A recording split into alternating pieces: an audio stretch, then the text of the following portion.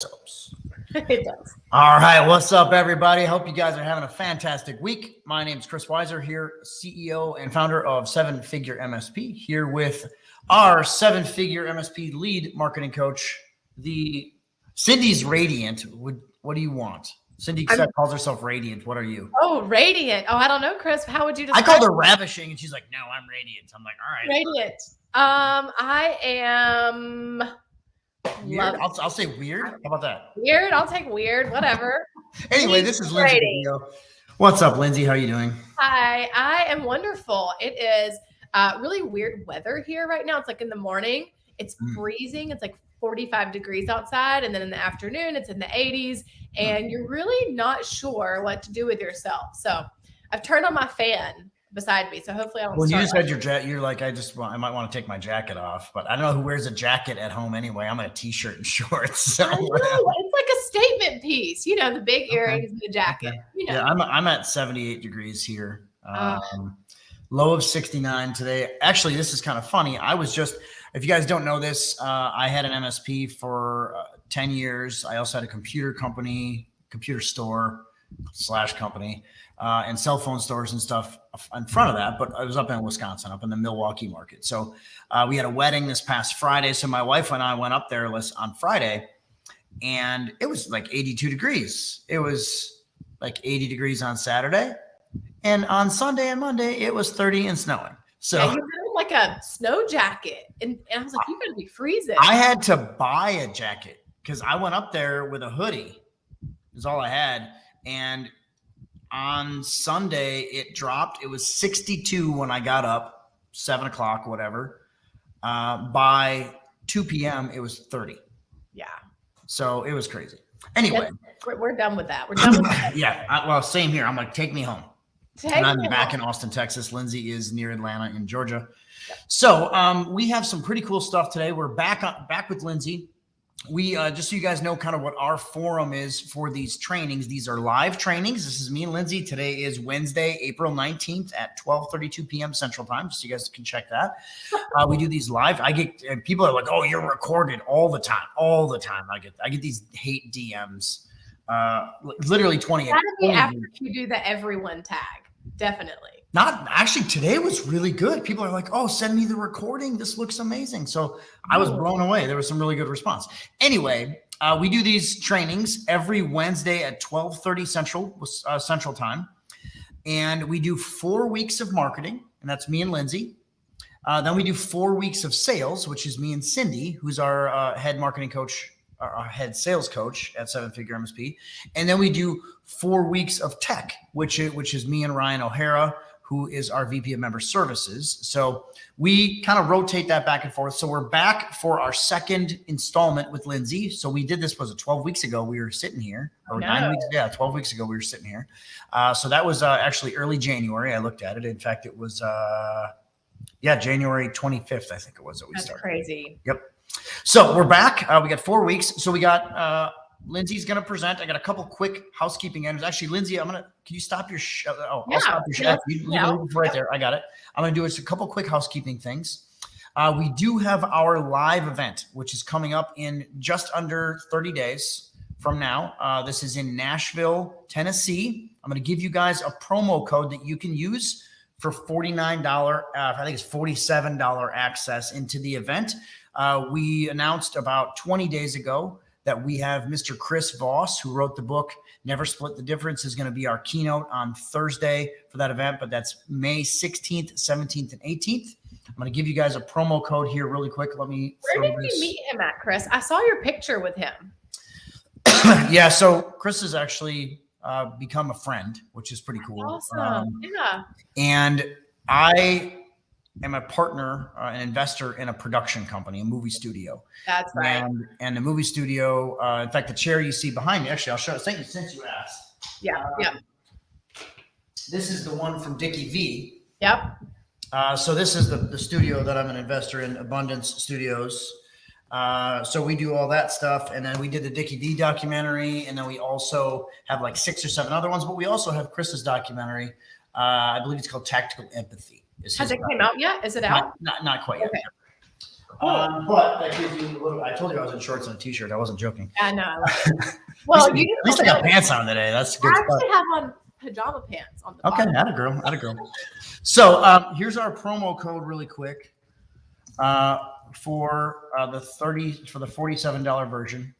That should be showing there. Your promo code is VIP access. So when you go there, it's a $497 ticket, but you put that promo code, you can come in for $47. Our room block closes this Friday, and note the rooms are, it's Nashville, so the rooms are a little more expensive, but it's 70% off retail rates. Now you're welcome to do an Airbnb. Somebody messaged, a guy named Zach messaged me, I think 2 days ago, and said, hey, we did an apartment. I don't care how you get there. I don't care where you stay, but make sure you come. We'd love to see you guys. Okay. Last, somebody just said, is this the new business casual, Chris? This is literally how I work every day. Lindsey's been here over a year. The only time you see me in a sport coat and jeans or whatever is at the live events. That's it. I'm casual. I get more dressed up for golf than I do for work. That is true. So we'll be in polo. Yep. So, okay. Anyway, that's that. And that being said, I'm going to hop into, in fact, I'll probably leave that ticker running on the bottom here in a second, but I'm going to hop into Lindsey's presentation today, which is the 7-step strategy. Oops, I screwed up on the pictures. There we go. The 7-step strategy for scoring big with prospects. Lindsey, I'll hand it over to you. If you guys got questions or comments, please comment on the post, whatever medium you're watching on, and I'll maybe feature you on screen just like we did a second ago. And we got some other things that we're going to do, including a giveaway at the end today. Yep. Welcome in, everyone. I can't believe it's been 12 weeks. Yeah. It's like, is it really April? Almost May. It feels like it's January. So I'm glad to be back with you. Thanks. Some of you may remember a couple of weeks ago, I helped Ryan hold down the fort. So Ryan was so proud of me, actually. We got done with it. He was like, wow, you did really good to know nothing about cybersecurity. Well, and that was one of the tech calls. So most of our staff is from non-MSP land, including Lindsey. But I think me, Ryan, and Cindy Phillips are kind of a little, Cindy more worked as a vendor, but Ryan O'Hara and I are the only ones that have actually been in the trenches at an MSP here. So yeah. So he was like, yeah, you did pretty good to not know any of those things. So it was a good call. So some of you may remember, a few weeks ago we were on here. So now I'm back. We've done a full cycle of our live shows. So now I'm back and we're going to be working marketing strategy for the next 4 weeks. So welcome in, everyone. Somebody in the comments said, who else is going next month? All the cool kids. So you should be there. I'll be there. I was actually looking for sequined cowboy boots last night. So who knows? I might wear sequined cowboy boots. I think Chris should wear some as well. I did go, for the record, I did go for Halloween. You saw my Halloween costume this past year. I went as Officer Dangle. Oh yeah. You saw that one. I got the white cowboy boots and the maybe you should do that. And you should combine it with your costume. I'm good. All right, guys. So a little bit about us. If you are new in the group or this is your first time hanging out with us, 7-Figure MSP is a sales and marketing coaching program. We help you double or triple your monthly recurring revenue, and a lot of times way beyond that, actually.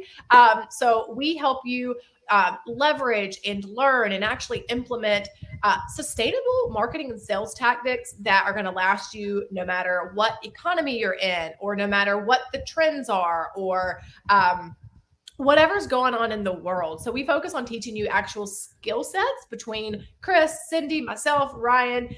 You've got an army behind you of sales and marketing and coaching and mentorship to help you move the needle in your business. So here's our team, actually. Here's our lovely headshots. None of these are AI generated either. So this should be. I know, right?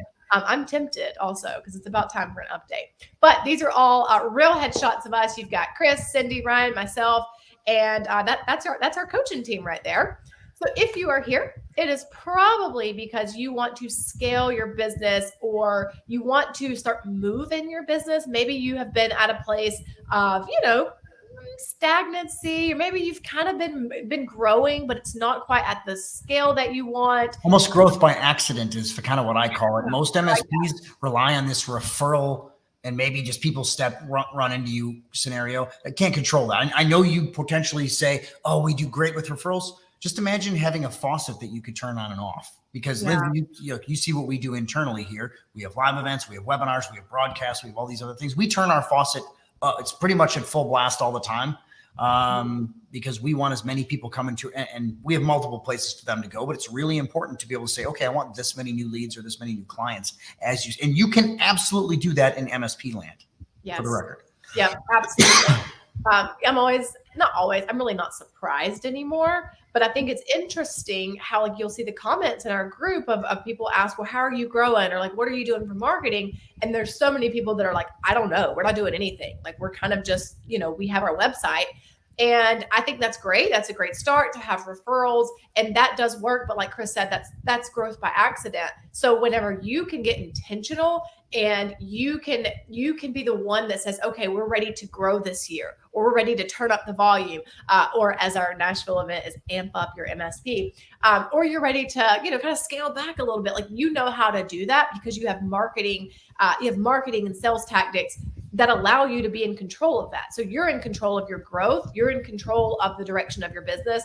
Not only does that, make you more money, but I also think that it allows you to get in the driver's seat and make long-term business decisions, because it's very hard for you to plan out and say, okay, I'm going to bring in, an operations manager, or I'm going to bring in another tech, maybe a tier 3 tech, et cetera, whenever you're really not even sure if you're going to have the recurring revenue to sustain that decision. So when you focus on having this monthly recurring revenue, okay, we're not on this project cycle. When you actually have that recurring revenue, then you can make those forward thinking decisions. So you're in the right place. And I think it's also really key on the MRR side. We have a lot of people that are watching this that are potentially one-person shops, or you're project focused or break fix focused. Understand this MSP market, and Cindy Phillips and I are going to talk a lot about that 4 weeks from today. The MSP market, the managed service provider market. I know we got a couple of people here watching on YouTube and LinkedIn that are public. This is a managed service provider, is an IT services firm, is what a managed service provider is. Now, and these things that we're going to talk about work there, but they'll also work in any market. So it's good stuff to watch no matter where you are, because it's basic concepts that pretty much replicate anywhere.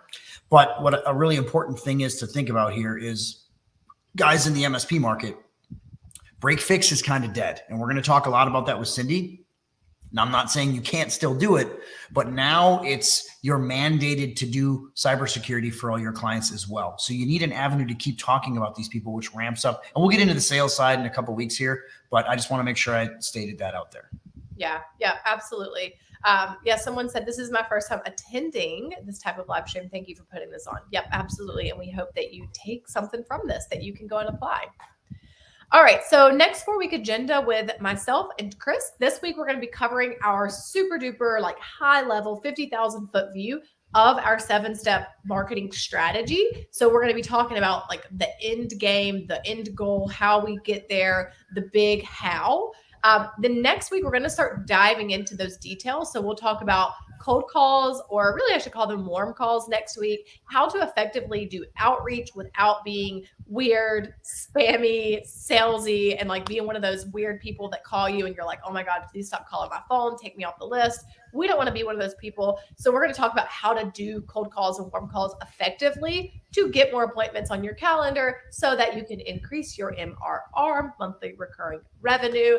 Week 3, we'll be moving into cold or warm emailing. So again, this is how do I do this outbound outreach? How do I bring more leads into the door and do it in a way that, again, is not spammy, salesy, weird, sleazy, etc., where people are like, I'm driving them crazy with my emails. Instead, I'm leading with value first. I'm leading with education. I'm leading with service. And then, of course, people are like, oh, okay, I see. I think we do need to have a conversation. Let's set up a call, right? So we're leading with this service mindset first. And then week 4, we're going to be moving into our webinar campaign, the how and the why behind that. And we're going to be talking about the number one way that you will be able to bring in more qualified leads into your business for a monthly recurring revenue model that is all through you positioning yourself as the authority, positioning your company as the credible expert for IT and cybersecurity services through your own live events. And I like to call them your live conversion events because you're converting prospects. You're converting them from being on the fence, they're kind of cold, and now they're coming over to the warm side and they're like, okay, let's set up an appointment. Let's set up a first time appointment, quote unquote. That's what we call it when someone books a call with you for the first time and they're saying, hey, I think I'm interested in this. Let's have a conversation. So now they're a part of your sales pipeline. Okay, so we're going to walk through all of these over the next 4 weeks. All right, so here is our playbook at a glance. Okay, so whenever someone finds you on the interwebs, or they find you on Google, or Bob Mitchie shared this week how a lead actually contacted him through his Google Maps listing. So however it is that someone finds you, they're considered a cold lead, right? They don't know you. There's very little, if any, trust that's there. They don't know you from any other MSP that's out there, any other business owner that's out there. Okay, you just haven't established that credibility and that authority yet.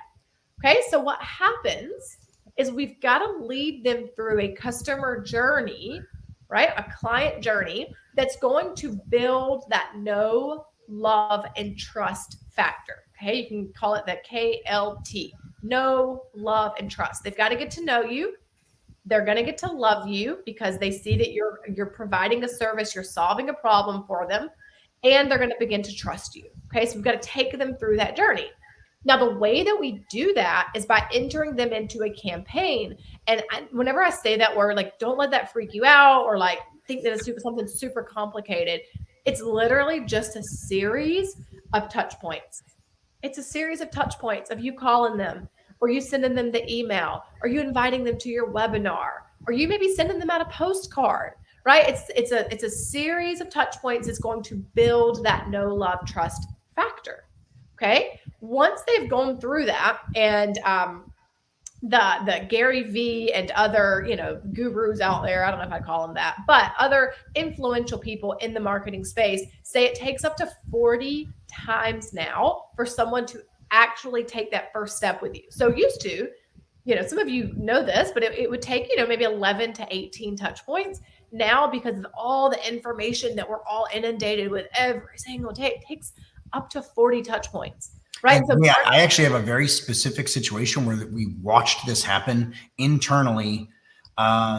We have Maria that's on our vendor sales team, sells to our sponsors that work with us. And she was doing some follow-up as the year came on. We have our live event in Nashville, which we were talking about. And she said she had many people that she's dealing with. It was taking 10 to 11 to 12 touch points, and they know who we are. They've exhibited at our shows before. It's taken 8, 9, 10, 11, 12 touch points to get these people to respond to her. And it's not like they're not interested. They just got a lot of stuff going on, and they're busy.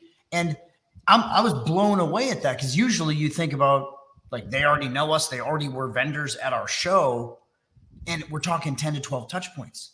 Think about what a brand new ice cold, like you said on the screen, cold lead, cold prospect, cold suspect even thinks. They don't know you from Adam. You got to give them stuff that they care about 15, 20, 30, 40 times, which is 2 months, 3 months, 6 months of watching you and seeing what you're doing and seeing you establish yourself as an expert.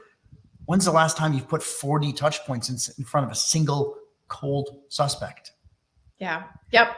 And that sounds like a lot of work. It is. But also, what's the alternative? This is something that's been on my mind for a couple of weeks now. It is a lot of work. Marketing is a lot of work. Reframing your mindset around sales and around service first sales, not spammy, weird, like pitchy sales, but like really serving and building up a loyal customer base and client base. It is a lot of work. But what is the alternative to that? To not do it? To hope, to pray, to hope that something happens. And that's okay if that's not your goal. But if your goal is to grow and to be able to make these long-term business decisions, and probably if you own an MSP business, it's to either retire from it and have a nice retirement saved up, or to sell it. And we can't sell something that's not sustainable. We can't sell something that doesn't have that foundation built, right? We can't retire from it if we're just in survival mode. So yes, it is, and it's a lot of work. I get it. But Lindsey just said something very key, and I want you guys that are watching this to think about this. Notice how she said we can't retire in survival mode. That means, like, you guys as business owners, that really tripped my trigger right there when you said that, because for me, former business, still business owner, but former MSP business owner, I was doing all the right, I had no intentions of selling my MSP, but I was doing all the right things, which included monthly recurring revenue, long-term contracts, clients on auto pay, Chris, not the tech, all these things to make myself retireable. And somebody came along and said, hey, you want to sell your MSP? And I'm like, nah, well, if the money's right. And all things worked out. But think about yourself that way, and think about, are you building yourself something you can exit from? And that also includes properly having a good marketing system in place. Yep, absolutely. So, and actually, speaking of that, if anyone is thinking about selling, or not even right now, but the possibility of it or what it could look like, we're going to have Ryan O'Hara speaking directly on this topic at our show in Nashville. So the link that's going across the bottom there, Ryan's literally going to be up on the stage. Ryan is so cool. He's so down to earth. He's so easy to talk to. He's going to be speaking on this at our show. So if you're curious about that, and I would be there, and he's going to speak to the processes that had to go in place, and even the mindset that had to go into place to make it feasible for him to sell. So, and I think that for him, he's got a new baby, he has a family he wants to spend time with. He really enjoys mentoring and coaching. So I'm so glad that he's with our team, but I think that'll be very. He was good at it. It's not. I know, right? He's kind of terrible. Yeah, he's sort of awful. He's watching this, so it's really fun for us to just give him a hard time when he's watching. Yep. So we love Ryan, and he will be speaking there in Nashville. So anyways, okay. So now one thing that we always say with our playbook, or you're going to hear us say, run the play. I actually had on my run the play shirt this morning, and it didn't look good with this blazer, so I changed it into this one, but it's run the play. You're going to hear us say that over and over again. And what we mean is that we're moving our prospects through our sales process, and we're always taking them to the CSRA. So you see right here at the end of my slide deck, it says CSRA. That is our cybersecurity risk assessment. And if you have no idea what I'm talking about, I highly recommend going back into the guide section of our Facebook group, or if you're not in our group, if you're watching on a different channel, just reach out and ask us for the replay. We can send it over to you. But there was a super awesome training series that happened with Cindy Phillips. She walked through what is our CSRA. You're doing network assessments. That's not the same thing as your CSRA, and how the CSRA serves as like the pillar for monthly recurring revenue. So that's where all roads lead to. And you're going to hear us say that over and over again. But to get to the CSRA, again, we got to build that trust, right? So let's say I've got a cold lead that just came in. They don't know me, they don't trust me, or maybe I've even built a list of these cold leads. I've got a list of prospects who maybe potentially could use my services.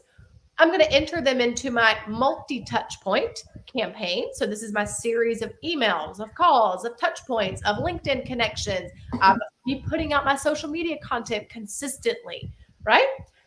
That's going to lead us to our first time appointment, and then our discovery call. So you'll see that right here in the middle. I don't know if you can, Chris, can you see my mouse? Good. No, I can't see your mouse now. Oh, okay. So that third step right there is our first time appointment and discovery.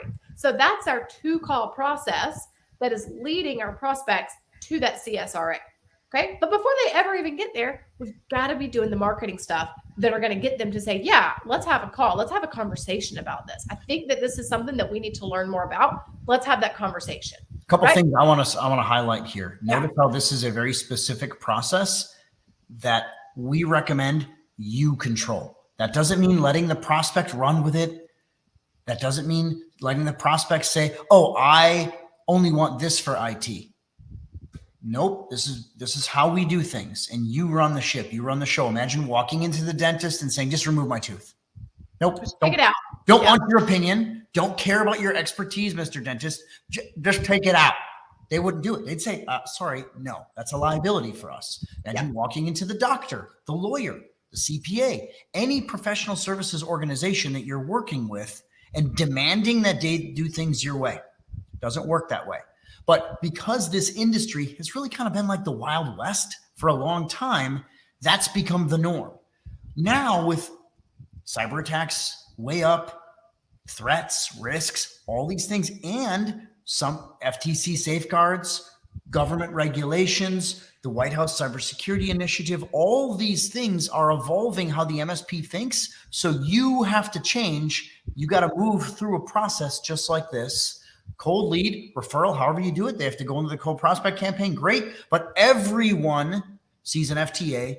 Everyone sees a discovery, an initial discovery. Everyone does a CSRA. That's your cybersecurity risk assessment. It's really important. All roads start with the FTA and discovery. All roads lead to CSRA. I don't care if they're your best friend's cousin's nephew. They all go down that path, period. Yep. Okay, so all roads are leading to the CSRA. So let's talk about what that process looks like. All right, so step one, we have to know who is our target audience, okay? So before I can ever go and build out this list of cold leads, or before I can create this nurture content that we've been talking about, I've got to know who is my target audience. Okay, so I've got to know what industry are they in. So meaning, are they in the financial industry? Are they an auto dealership? Are they a data destruction company? Am I specifically talking to law firms? Am I specifically talking to defense contractors? So really having an idea about what kind of business do they do, right? Who are they? What is their psychographics? How is it that they're doing business? How many employees do they ideally have? This gets important because you're going to see a big difference in the type of business owners that have 1 to 3 employees versus your mid-market or approaching mid-market that have 20 to 50 employees. Huge difference in one, your monthly recurring revenue potential, because as Cindy and Chris teach, you're going to charge based on seat price on that monthly recurring revenue, but also in the mindset and in the growth mindset. And they're also making forward-thinking decisions. Okay, so you're going to start realizing really quick where you want to focus your energy and focus your time with those new prospects. Okay, and then again, that kind of trickles into this last piece of what is their annual gross revenue. I personally think, and Chris, maybe you can back this up, but I think that a really safe point that you want to focus is at least $1 million per year with those prospects who have a 3 to 5% IT budget. So the ones that are looking and saying, okay, we're at this 1 million plus mark and we're trying to make decisions that are going to help us grow, help us sustain that. We need this infrastructure in place for our IT and cybersecurity. We don't want to get penalized. We don't want to get breached, et cetera. And that person's going to have a way different mindset than the person who's like trying to just make it. Again, survival mode. Yeah, a couple of really important things there. First of all, Lindsey, I agree with you on $1 million and larger. Now, keep in mind, I know some of you are sitting there saying, well, I'll take clients smaller than that. Okay, that's fine. This is who you're targeting as marketing contacts or targets. You can take referrals from the small guys all day long. I'm not telling you to walk away from recurring revenue, not even telling you to walk away from break fix opportunities. I'm saying, who are we going to actively pursue? The ideal clients we want, the perfect clients that we want. That's the path people that we're going to go after. So keep that in mind. And I think also a couple avenues. Cindy and I talk about this a lot in our strategy webinar that's on the first Monday of every month. We also talk about this during our 4 weeks of training that Cindy and I do together, but making sure that you have clients that you can have a conversation with about risk. You go your path, but also make sure you're talking to them about their revenue. The insurance companies are asking them what the revenue is. You should be researching that ahead of time, knowing that and asking those questions to make sure they're a fit for you. Yep. And this is why we have that 2-call process in your first time appointment and your discovery call, so that you can get to know these things and more. And then you can position your marketing content around that. You can it's when your marketing does its job right, your sales are so easy. The sales become so easy. Objections become non-existent, because now if you can start tapping into in those sales calls and those discovery calls, those first time appointments, what are people asking? What's their biggest holdup? What are they struggling with right now? Your marketing can then go do its job and say in its content and in its emails and in its calls, XYZ, here's what you need to know, A, B, C, and it can start tackling those objections before they ever even get into that call. And you can start speaking to those people who are in that growth mindset, who are ready to grow, who are ready to have their business protected. They don't want to, be down in the weeds with their tech and their cybersecurity, et cetera. So again, when your marketing is focused on the right people, sales come a lot easier. Okay. Yep. Well, somebody put over here in the comments, I just saw it. This is absolute gold. Oh, I love that. Thank you. I'm glad this is helpful. Okay, so next step is we want to craft our messaging. This is going to go off of exactly what we were just talking about. So when you have your target audience locked in, you know who it is that you're speaking to, we can now start crafting our messaging around this. Okay, so if I showed up, for example, let's say I was an MSP and I showed up on my LinkedIn, okay, because I know that's where my target audience is, and I'm saying, hey, we can beat your current MSP's prices, and we are the cheapest people. We're the cheapest MSP in town. Save more money by working with us. We'll help you cut your current IT services down by $1,000. Who are you going to start pulling in? What type of audience? You've just become McDonald's, is what you become. Yeah, you have now become a value menu. Okay. Yep. So when people come to you, they're going to be looking for value menu services, right? They're going to say, oh no, I can't afford the double cheeseburger. I don't even know it. The Big Mac. I don't want the Big Mac. Give me the double cheeseburger, right? Give me something off the value menu. No, thanks. I don't want that. How do you know what's on the value menu, Lindsey? I don't know. So I'm struggling. I'm like, I don't even know what they sell at McDonald's anymore. McDonald's. So, yeah. So we don't want that, right? Because now you're back into that cycle of people picking and choosing what it is that they think they should get. And like Chris said, you don't go to the dentist and say, pull this tooth, but not this tooth. Or just put a cap on that one, but don't do the root canal. Like, people don't get to do that. That's not how this works, right? So we've got to position our messaging to the person who's looking to grow. They're looking to sustain their revenue. We're speaking to higher level clients. I actually have a Post-it note on my desk over here because when I'm teaching this, I've got to remember, if you want high level clients, you have to speak to high level solutions. I literally have this written down. So whenever you're out and you're doing your marketing, you've got to craft your message to a high level solution. So that $1 million business owner, that $10 million in annual gross revenue, you're probably going to weed them out. If you're speaking to the lowest prices in town and we can cut this and we can do that, you're weeding them out, because now they're starting to wonder, well, why are they so cheap? And I don't know if cheaper is better. It's probably not. Let me go with the people who I know I'm going to be protected with. I know that they're going to help our company grow. They're going to train our employees. They're going to make sure that we're hitting FTC compliance. They're going to do these things. And maybe I do have to pay a higher price, but I'm okay with that. I'm okay with getting the gold seal. Okay. So different messaging. So step 3 is we get to make a list. This is where marketing gets a little bit more tactical. It gets a little bit more logistical, because now we're starting to move into the actual list building process. Okay, so somebody just said, what is the cash messaging? Great question. We're actually going to be covering that next week. So we'll be moving into the cash messaging method and the specifics behind that. Can we at least, I just backed up a slide. Can you say at least what the I most certainly will. Just what it means at least? Yep, CASH. C is cyber security first. So our messaging is cybersecurity focused. We can do project work, but ultimately all roads lead to the CSRA. Yep. A is we're going to act like the expert. So we're not showing up and saying, oh, we're the cheapest people in town. And we treat you like family and we're going to give you a good deal. That's great. That's wonderful. And maybe that's gotten us here, but now we get to elevate our message and we get to act like the expert. Okay. S is we get to stand out. So for a lot of you watching, you may be in an area where if you adopt this cybersecurity focus first, you may be the only one there that's doing that. That's an immediate standout factor. right? That's an immediate differentiator for you and your company. So now you've just differentiated yourself from every other IT provider or MSP or break fix shop out there, because now you do things differently, right? You're standing out. Okay.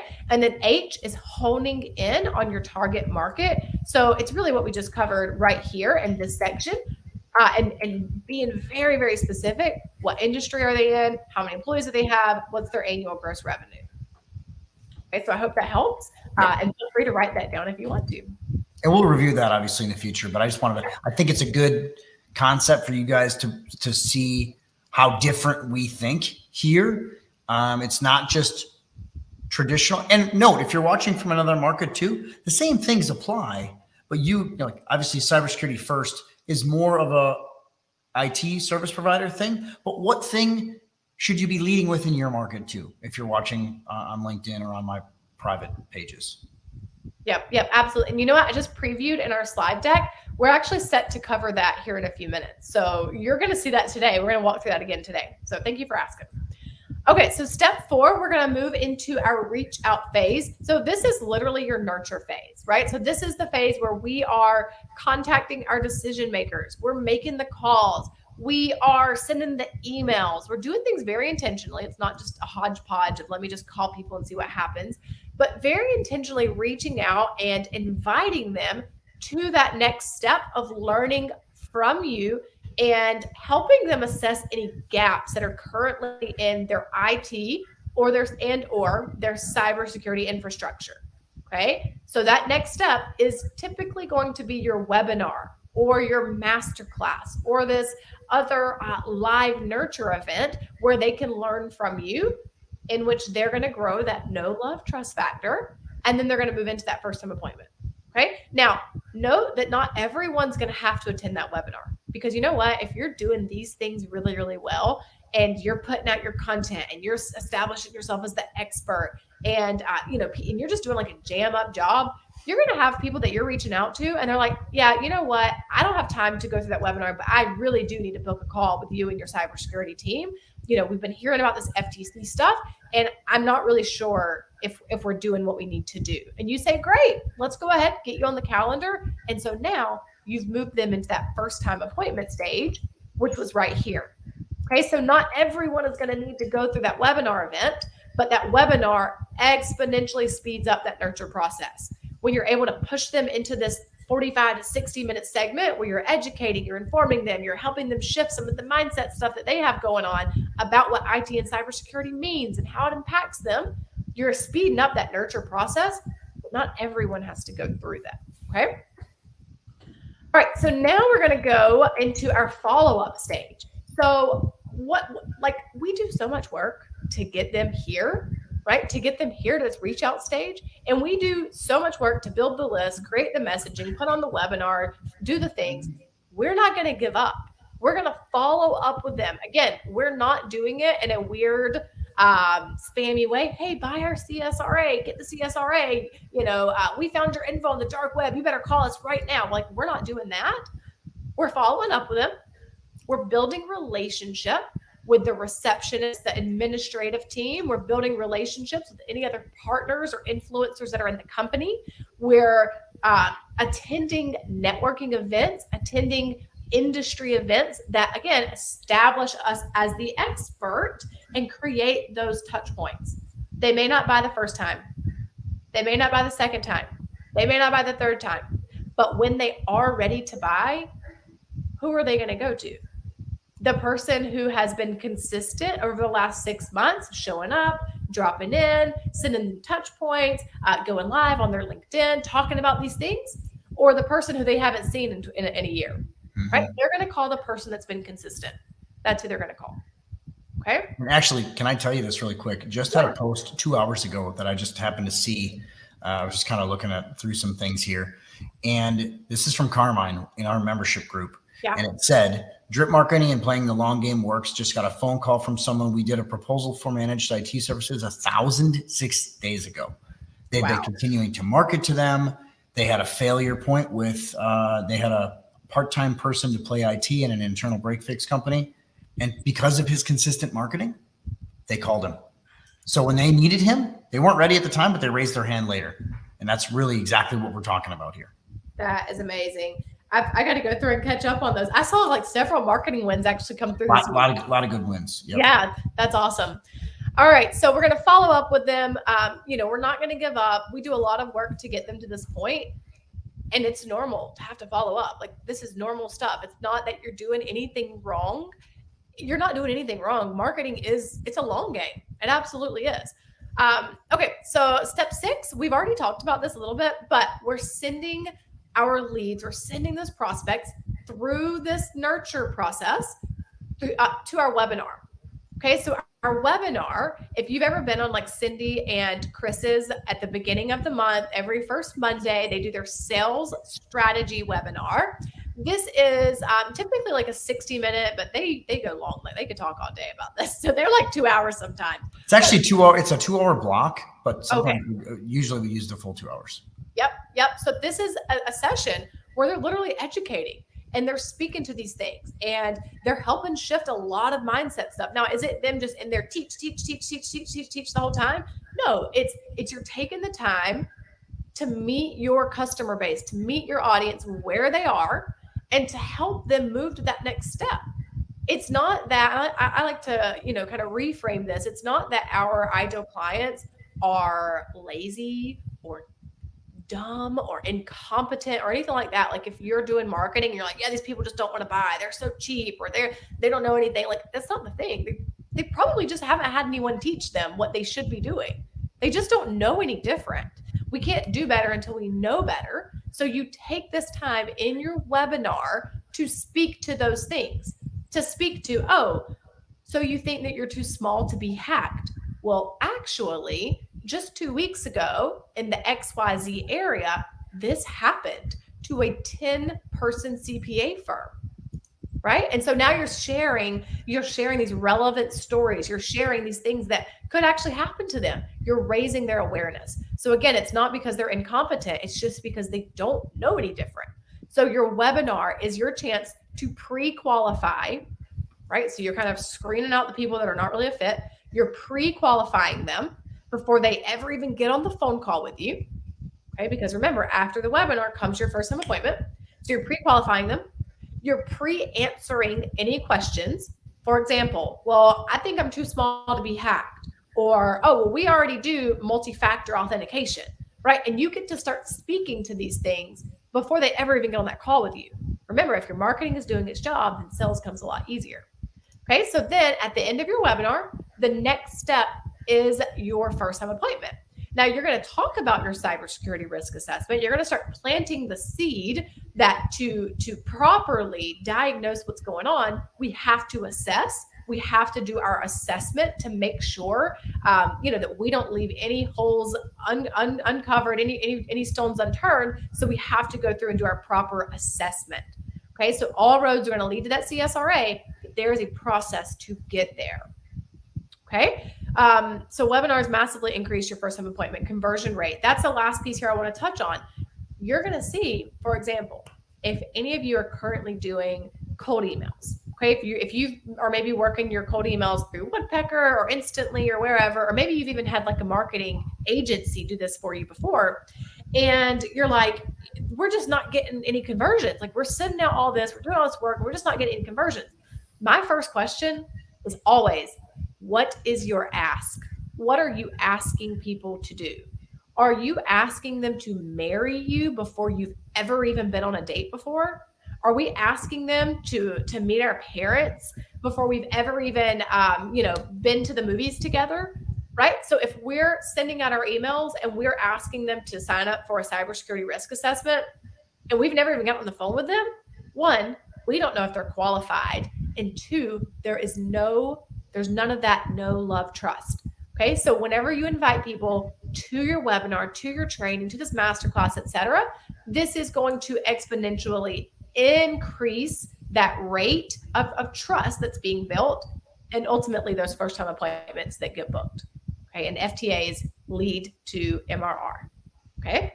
All right. So somebody said, okay, so Bob said Lindsey's webinar process converts to appointments. Awesome. Yes. 7-figure MSP process. It works. It works. We have a 7-step webinar strategy that we use. It's very, very intentional. It's so funny. You know, I love you, MSPs. I think y'all are so smart. But it's so funny whenever you come in and you're like, Lindsey, I'm going to change this. And I'm like, no, you're not. Absolutely not. There are things that you can change, but that webinar process is not one of them. It is very intentionally structured in that order. So yes, it does work, Bob. Okay, so somebody said, any marketing organizations you would recommend to implement this strategy for an MSP? Oh man, this is a good question. Yeah, I definitely have some good feedback on that one. I know. Do you want me to go first, or you want to go? You go first. Okay. So here's what I will tell you on this. And because most MSPs, and this is personal experience, me doing it myself, I've sat there, I've been marketing heavily since 2006. Okay. So that's a while. What's that? 17 years. I've been marketing for a while. And that's gone from direct mail all the way through to cold calling, all the way through to what we have in digital marketing land right now, to YouTube and video and all these different things that we do. My recommendation to you, and Lindsey and I have not talked about this, but I think we're on the same page, and I want to get your feedback also on this. You need to build your own strategy. You need to understand that strategy, and you need to become a marketer. Now, I'm not saying you have to be the one that does all this stuff, but you running the system, you building the system, running the system, and owning the system, you can outsource. Like we have internally at 7-figure MSP, we not only have our internal VP of marketing internally, that's Amanda Dake. We also use, and she gets the stuff done, not by doing it all herself. She has agencies. So we got a Facebook ads agency. We got a YouTube, Google ads agency. We have multiple cold email people that we work with. We have multiple callers that we work with. All of them are agencies that we run. It's our system. It's our strategy. Boom, boom, boom, boom, boom, boom. Versus if I was to pick this whole thing up and say, okay, Mr. Agency, just put leads on my door. It's going to be their way.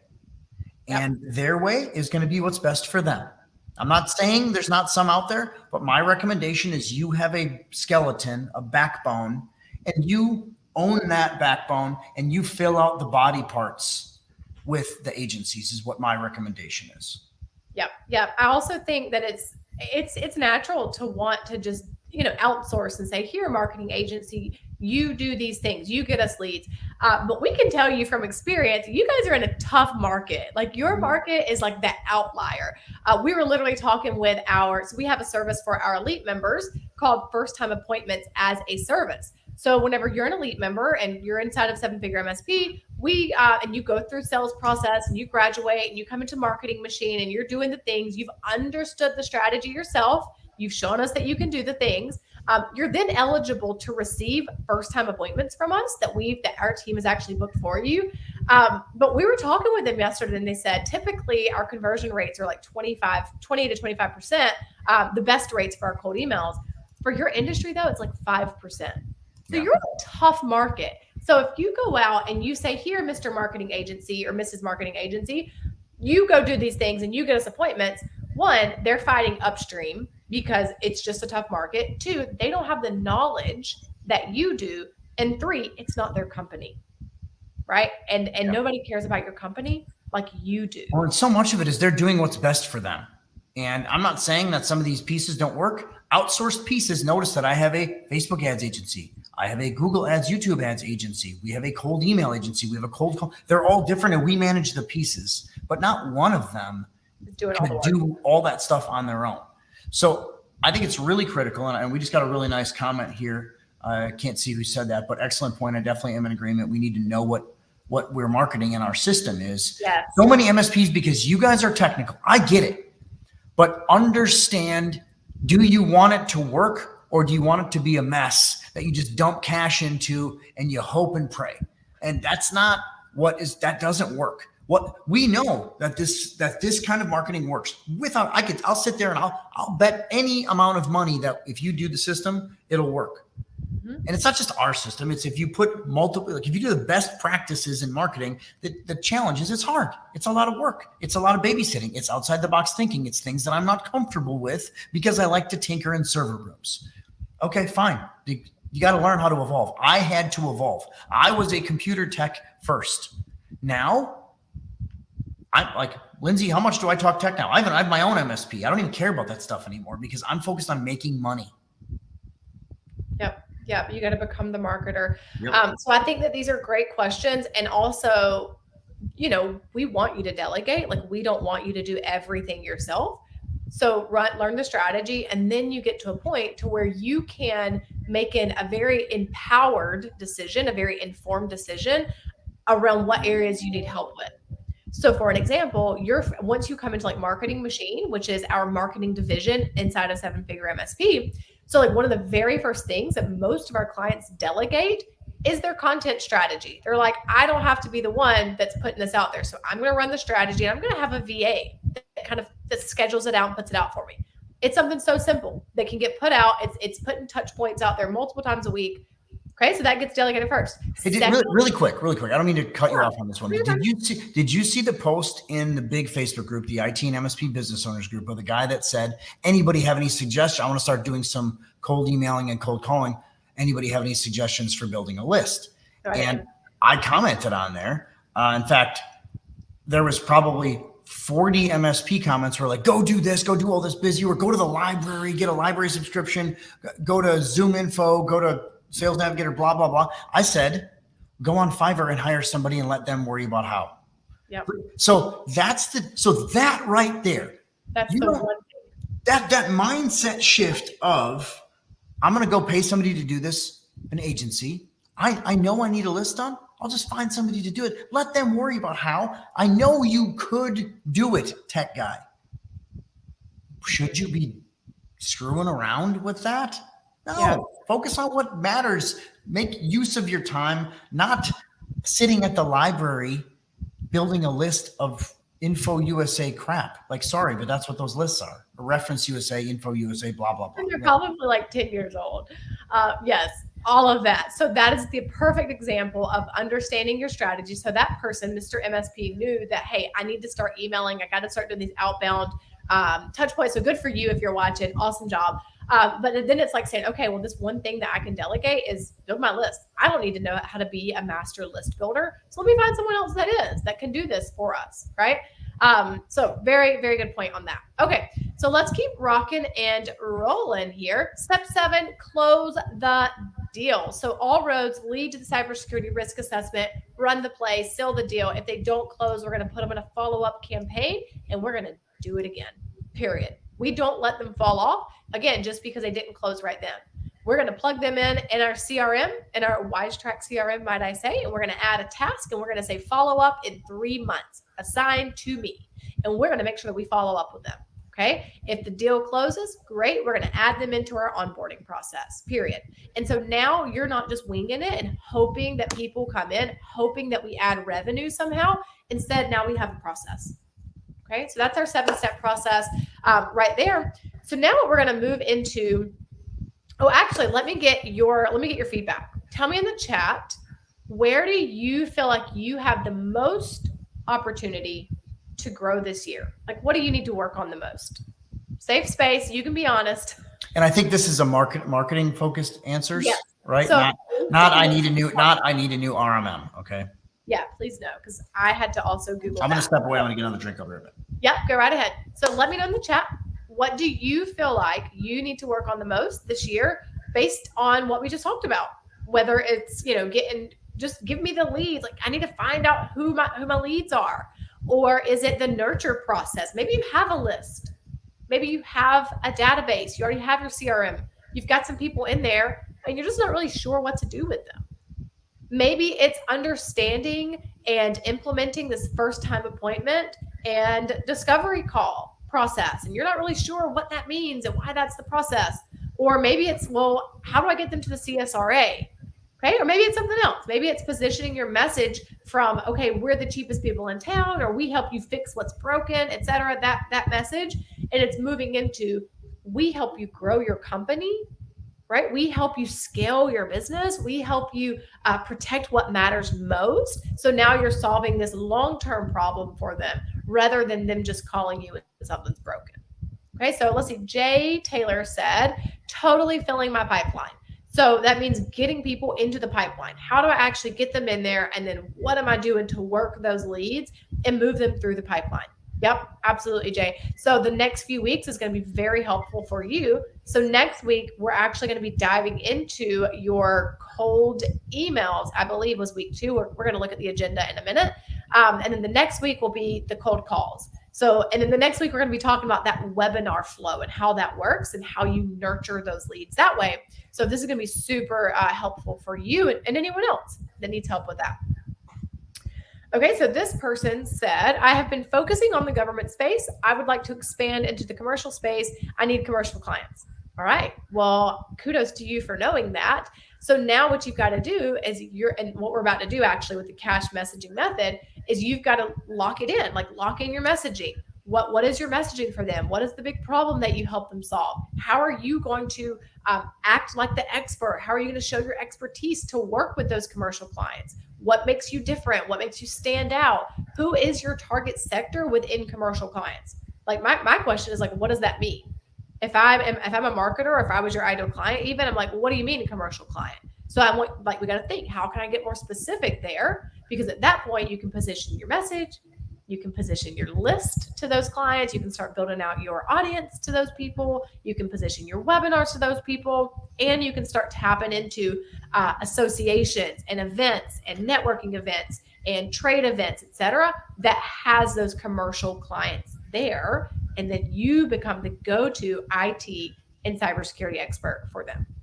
Okay, so that was great. Thank you so much for sharing that. All right, and then we have someone that says getting our name out there in our area as another trusted source. Yeah, mainly as we're new and there are numerous MSPs in the area. Yep, absolutely. So this next piece that we're going to move into around cash messaging method, it's going to help you a ton. And I want you to think about what's going to make you different. What makes you different? Is it the fact that you are a newer MSP and you're on the cutting edge of technology and you are invested into your personal and your professional growth? Is it because you're cybersecurity focused? Are you doing things differently than maybe some of the old school MSPs? I would say that you actually have an advantage to having a fresh start here. I think so too. I think so many of the old school MSPs were doing things because it's always been done that way. But you have the most opportunity you've ever seen in the MSP industry right now. Lead with cybersecurity. Get out there in your market, wherever you are. Put some of this stuff should be vertical focused. I understand. So like market to CPAs, market to car dealerships, specifically. But some of it should be general. Go to your chamber and educate like crazy. Teach these people how to secure their own networks. Show them, put MFA in, put certain things in that are going to become wedges between you and their current IT person. And the biggest objection I get from MSPs is, oh, well, then they're just going to do it themselves. Let them try and do their own cybersecurity, guys, based on one of your recommendations. Green light on that. Hey, we'll show you here's the different MFA tools you should use. They're going to be like cross-eyed in hours. But the thing that you want them to be doing is learning, evolving, being in a place where like, oh, I guess I actually need Jay Taylor to come do my IT. And then you come in with your sales process. Well, we got to have a first-time appointment. We got to do a discovery with all our initial discovery questions. That goes into a paid cybersecurity risk assessment. Oh, I've never done that before. Well, here's why you do it that way. So you're constantly getting all these things out in front of them. Do booths, speaking. I don't know if you saw Mitch Redikops, one of our clients yesterday, did a 3-day long trade show up in oh Canada. Yeah, and he booked like how many appointments from that? A ton of appointments. Yeah, but he's talking about cybersecurity. He's talking about you're going to get hacked. What's your plan? What then? You get hacked, then what? Like that's the kind of stuff you want to be out there saying. One of the secrets of marketers, this isn't a secret by the way, but this is one of the secrets of marketers. Talk constantly and give your best stuff away for free. Lindsey and I are on here right now telling you what to do, but you need help. You need assistance. Like think about it this way. How many people know how to go to the gym? How many people know how to lift weights? How many people could go on YouTube and learn it in minutes? They need somebody to work with and accountability. Yep. That will change your life. If like mentorship, Correct. Accountability, finding people that have the knowledge and the expertise and the experience more than you do or at a higher level than you do is life-changing, not just for yourself, but for your clients. So let them try to do it themselves. educate, serve, lead with service first. And then again, who are they going to go to when they're ready? The person that's been educating them all along, or the person that fell off the map 6 months ago? They're going to go to the person who's been in proximity, who's been spreading the message or sharing the gospel, as I sometimes say, and putting the message out there. That's who they're going to contact. Okay, so let's keep going. Thank you guys for sharing in the chat. I appreciate that. Okay, so this is our actual cash messaging method worksheet here. I'm going to move through this a little bit quickly because we really already spoke to some of this, but I want you to work through this. Let me see if our handout, Chris, actually has this in there, because we may want to go ahead and share this out. Let me see. Do you need the link, Lindsey? Yeah, I'm finding it right now. Here we go. Copy. I like it. Note, guys, I like giving my staff a lot of head trauma. Yeah, he does. Lots of trauma. A lot. And it's usually, they usually get mad at me because I'm. Yay, it is in there. Okay, so Chris, let's go ahead and show that. Perfect. Thank you. Okay, guys, so you can go and grab this link. It just literally takes you to the download. You don't have to opt in.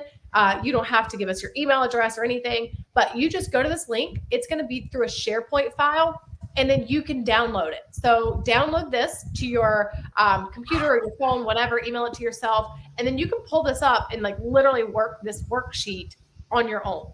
Okay. And now if you really want me to like put on my coaching hat here, I make all of my clients create a folder that's titled 7F MSP Marketing Machine, and store this this worksheet inside of that folder. So now you're going to start building out your marketing SOPs. You're going to start building out your marketing processes for yourself for future reference, but also for those delegatable pieces that come up later. Okay, so go ahead, grab your copy of this, and we're going to quickly move through this together.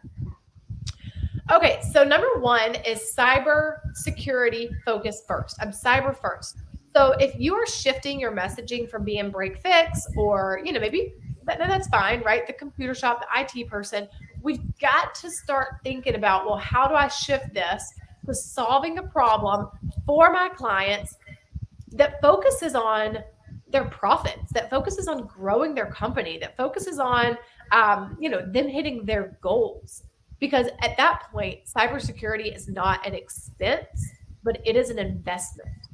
Okay, so we've got to start thinking, what is the problem that I solve for my clients that turns my services, that turns my solution into an investment, right? This is what's going to keep your business sustainable when an economic contraction comes, right? Like a lot of business owners saw this at the end of last year. We were in a state of contraction. People were like, I don't know, should I spend money? Should I not? I got to cut some things out. This has got to go. That's not a necessity, etc.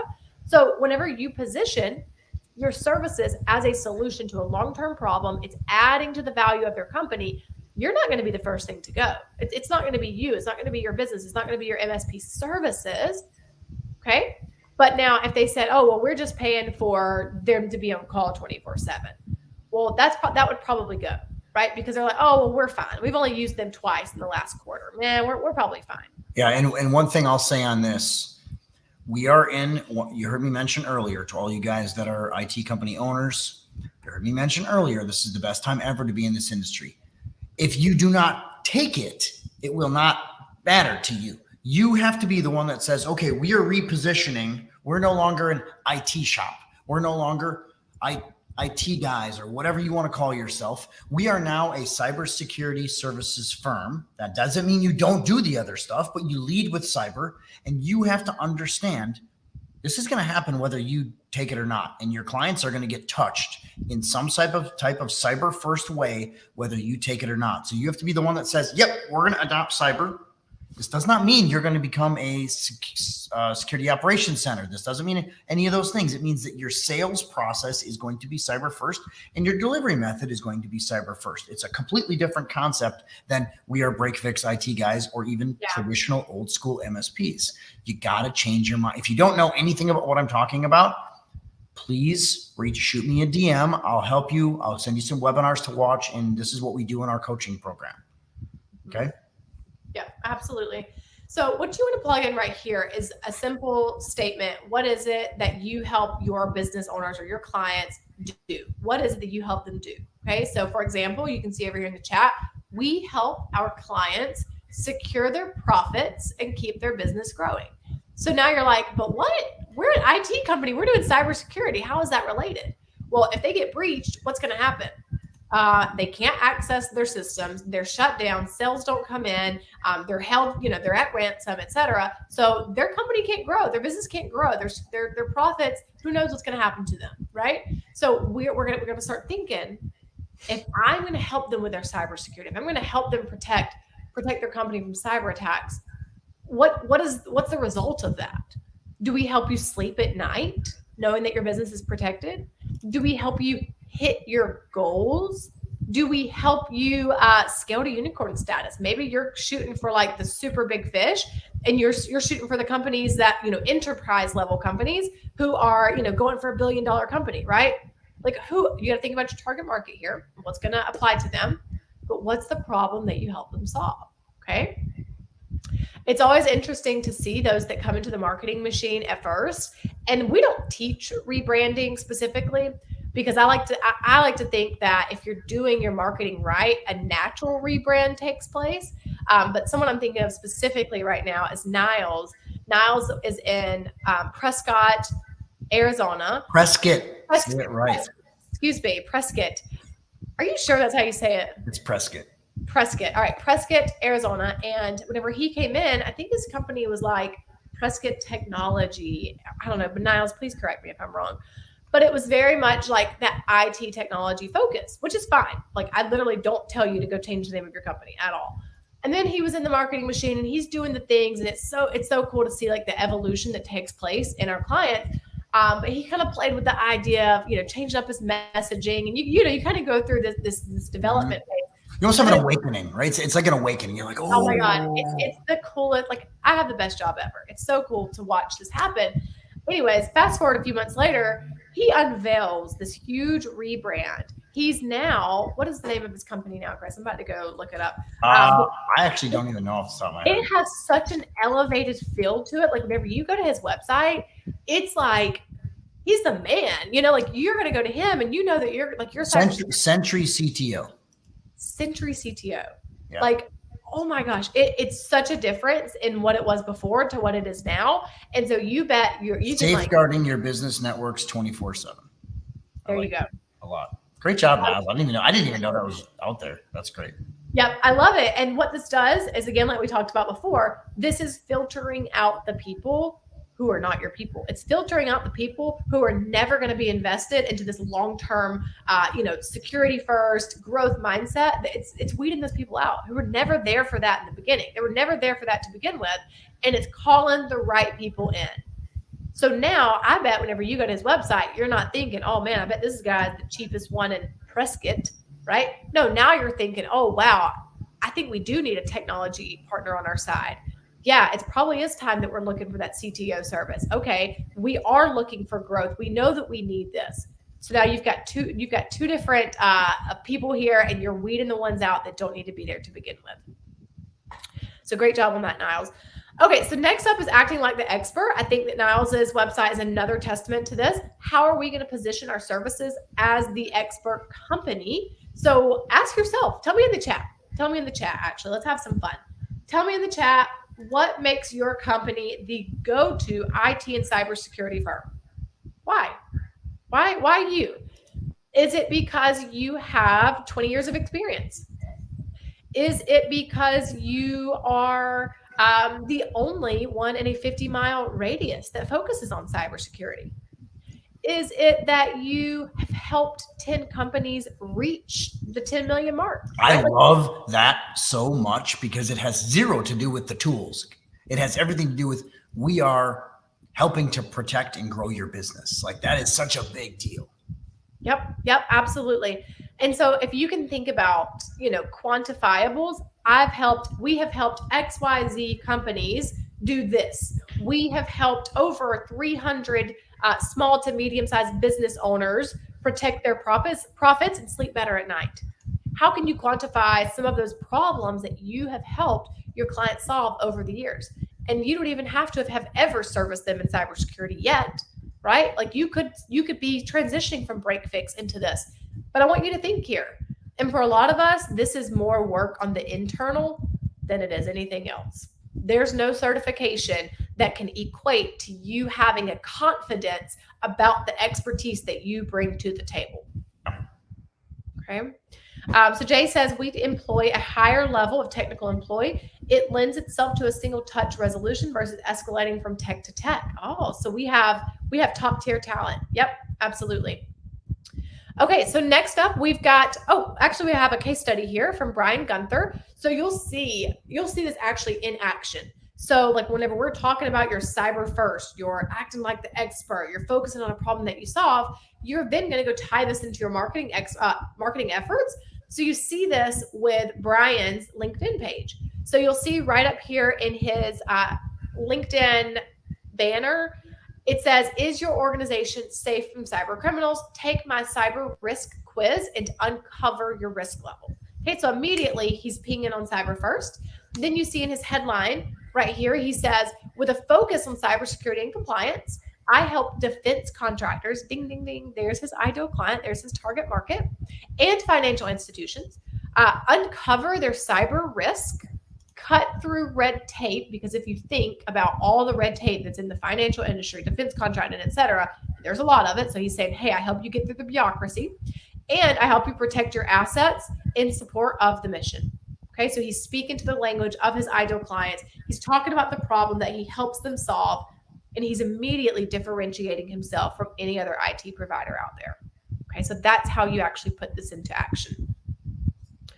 All right, so the third step of your cash messaging method is to stand out. So this one is really you expanding on what makes you the expert, but it could also be the fact that you only focus on a certain sector. You only focus on a certain industry.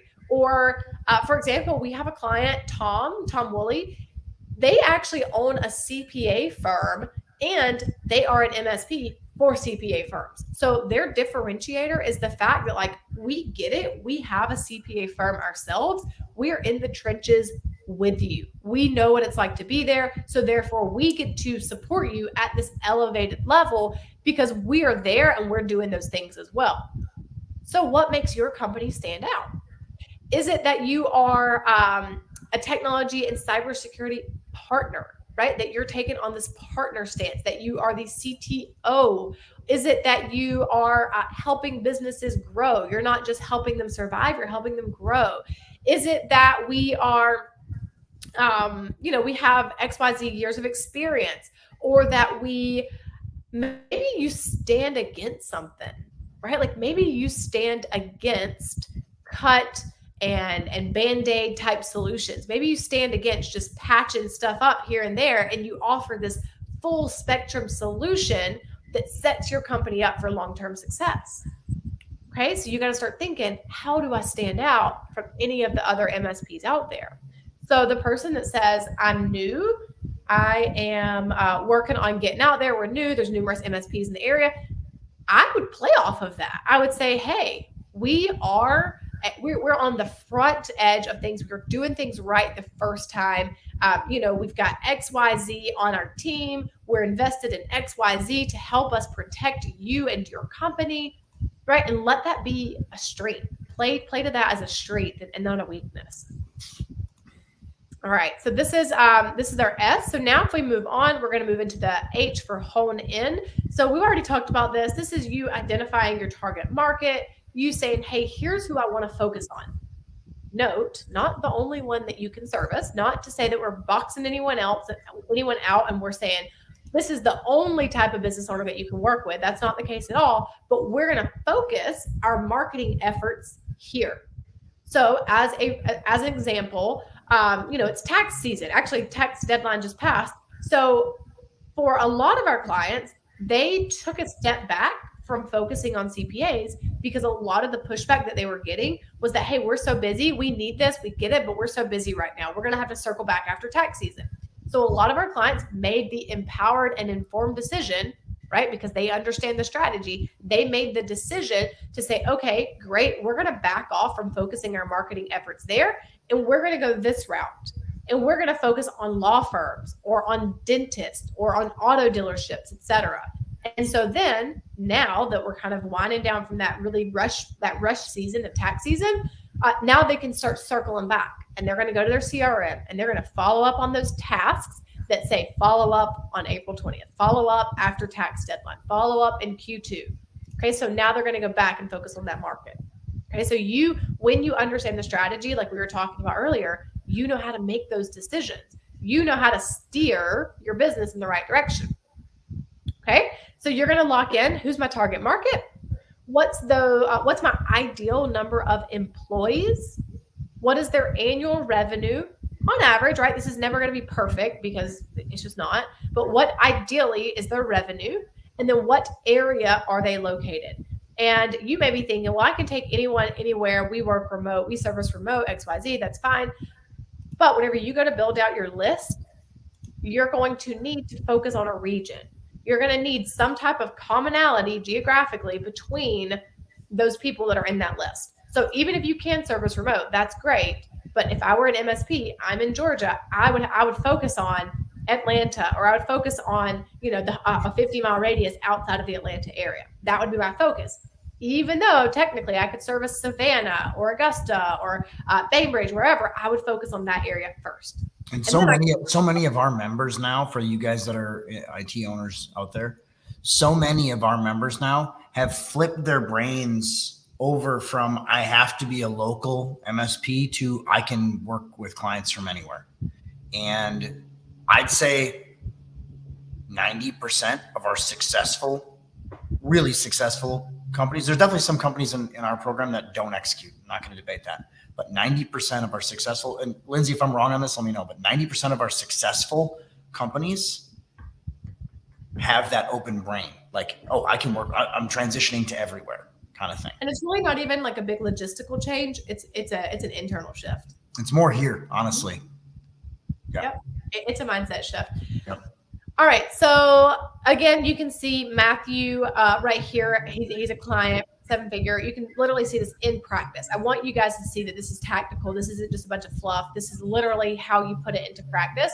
So you see immediately in his cover photo up there, he says cybersecurity and business IT services. 1, he's differentiating himself from residential services. But 2, he's got cybersecurity right there in the very, very top. Okay. And then you see in his headline, he says, helping small and medium business law firms, accounting CPAs, and financial service businesses with cybersecurity and IT services to grow more clients and protect revenue. Matthew said, hey, I'm locking down who our ideal target audience is and what it is that we help them do. Now, did he say in there, oh, we help you with your firewall and we help you install this and we help you do this, and this? No, that's the how. And we don't need to share that. We're just going to share that big outcome, which is we're helping you grow your clients and protect your revenue, period. Okay. And then you can even see in here where he has flexed his authority, his expertise. And he says, we are a published author, which many of our clients are. I'm a public speaker, a virtual CIO. So you can see him flexing that expertise. And all of you can do this right now. Like every single one of you watching this, I bet that if you took 3 minutes, you could go and update your Facebook headline and your LinkedIn headline to give this I help type statement that says, we help you do XYZ, protect your revenue, grow your business. And then here's why we're their experts. So you can plug in 20 years of experience. I don't even know, like a certification that you have, focusing on cybersecurity, XYZ, like you can plug that in right now today. I have no doubt about that. All right. So tell me in the chat, what needs to shift? What do you have to work on when it comes to positioning your company as the go-to IT and cybersecurity expert? Tell me what needs to shift. And a couple of things that I think that MSPs are going to have to shift. The biggest thing is here. Yep. I'm going to transition away from being a break fix company, because the first place, and even if you're a traditional MSP doing MSP services, you have to change how you think, because instead of being the one that's going to deliver all the services and have the help desk, and you might still keep your help desk in your texts, but you're going to think what has to go in place first in front of that.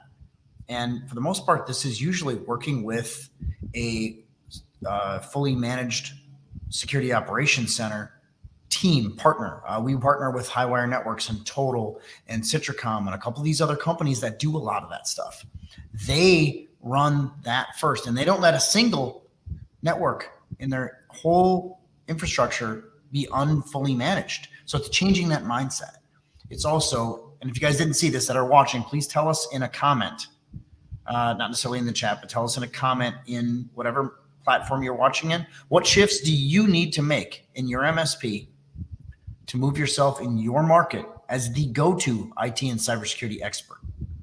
That's my suggestion, is the mindset. What's your first thoughts, Lindsey? Yeah, no, I think that's perfect. It's rarely ever anything like, you don't need to go get another certification. You don't need to go get another degree. You don't need to go get cleared by the CIA. I don't know. Like, you don't need all that. It's a mindset shift that has to happen first. That's where it all starts. Everything starts from there. All right, guys. Okay, so great job. I think this was wonderful. I think this was a great start to kick off the next 3 weeks now. So over the next 3 weeks, we're going to be moving into the specifics of our cold prospecting playbook. So next week, it is cold calling that comes up next. So next week, we're going to be talking about how to do cold calling right, and how to do it based in trust, based in service, based in genuine value, relationship building, and not just, hey, you are going to get breached, get a CSRA, and like scaring people. Like, that's not what we're doing. Yeah. That's not what we're doing. That's not going to last. It's not sustainable. It's going to turn people off. They're going to tell you not to call them again. And to give you guys an idea, like, we do the same stuff internally. Lindsey, I'm going to stop your share there. Yeah, go ahead. Yep, I'm done. Okay. So we do this internally. Some of you, many of you that are MSPs watching this are getting calls from our team right now. We're not saying, hey, sign up for 7-figure MSP. We're saying, come see us live in Nashville. Come hang out with us. We're come hang out with us. I got a 90% off ticket for you. Come spend the day with Chris. Come see Chris Voss. Come meet Lindsey.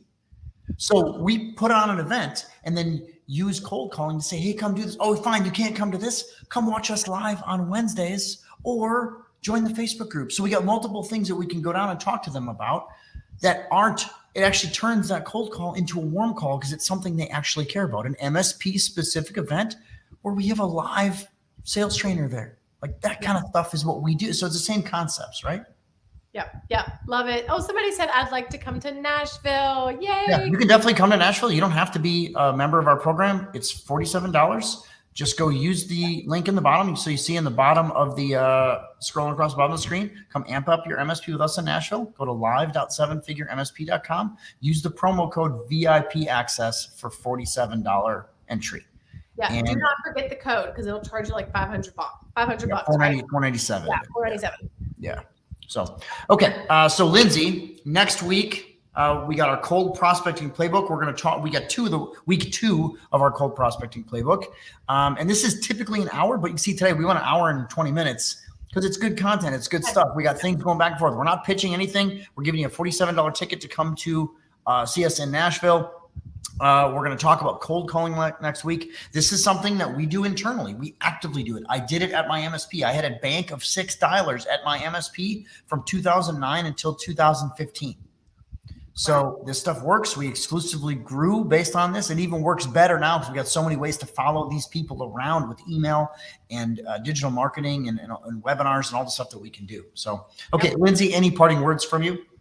No, I think this is great. It's so much fun to be back. It's been 12 weeks. I'm glad to be back. I'm excited for this, Chris. We always have fun together doing these. So we will see you all next Wednesday, 12 p.m. East. No, 1 p.m. No, 1:30. 12:30 Central, 1:30. Great job. Really great job. Killed it. I am going to do a replay tonight. We'll do a live replay of this. Okay. It is going to sit in the medium that you're watching on, so you can just go back and watch it. But we are going to do a live broadcast replay of this tonight at 8 p.m. Central. That'll be a broadcast for our Australian and New Zealand, Eurasia friends on the other side of the world. Because we've got a ton of Australian members on our program and a ton of people in the group stuff. So, okay, sounds good. Lindsey, great job. It's good to see you. We'll see you on the All Hands Elite call in about an hour. And we'll go from there. For the rest of you guys that are not members, we'll see you soon. Have a great day. We'll see you next week. Bye-bye. Bye.